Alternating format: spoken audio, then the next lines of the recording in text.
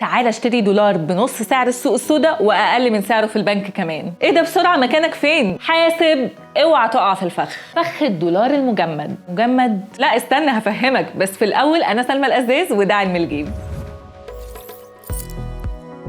الدولار المجمد دولار حقيقي مش مزور ومعتمد كمان من البنك الفيدرالي الامريكي، لكن لو حاولت تصرفه هتتحبس. طب ليه؟ لان البنك الفيدرالي بيكون وقف التعامل بالدولارات دي نهائيا. ليه؟ في عصابات وشبكات كبيره بتسرق الدولارات من البنوك في مناطق الحروب والصراعات وبتصرفها في السوق السوداء واحيانا في دول تانية. لكن ارقام اوراق الدولارات دي بتكون معروفه عند البنك الفيدرالي ومتبلغ عنها في كل البنوك، فلو حد اتمسك بيها شكرا. واوعى حد يفتكر انه ممكن يضحك على البنك. الموظفين بيكونوا متدربين كويس وعارفين كويس قوي يقارنوا بين تسلسل الارقام، وفي لحظه بيبلغوا مباحث الاموال العامه، وفي الحاله دي هيتوجه لك اتهامات بارتكاب جرائم تزوير وتزييف العمله، وبتكون العقوبه السجن المشدد. وهقول لك على حاجه كمان، معظم الاعلانات اللي شفتها على السوشيال ميديا للدولارات بيقولوا انها مجمده، دي اصلا مزوره. يعني في الحالتين خسران وكده كده حبس. السكه الوحيده المضمونه للدولارات او اي عمله هي البنوك او الصرافات الرسميه، وخلي بالك علشان ما تتورطش. قولوا لي في الكومنتس، كنتوا تسمعوا عن الدولار المجمد؟